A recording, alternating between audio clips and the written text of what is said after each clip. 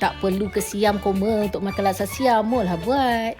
Kisar akar ketumbar, bawang merah, bawang putih, kunyit, lengkuas, serai, halia, cabai burung, belacan, udang kering. Tumiskan, tambah cili kisar, tumis sehingga betul-betul naik minyak.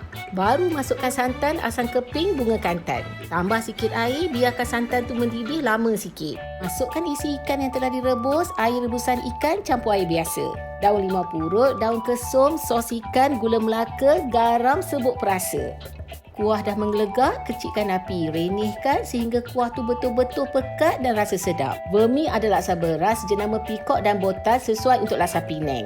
Yang Parrot ni pula lebih halus sesuai untuk laksa Siam. Rebus dalam air mendidih 20 minit, toskan, bilas dengan air sejuk.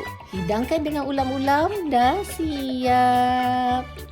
Tak hanyir, memang benar-benar sedap ni kome. Pergi Siam belajar buat laksa Siam tak apa, tapi jangan belajar jadi bomoh Siam.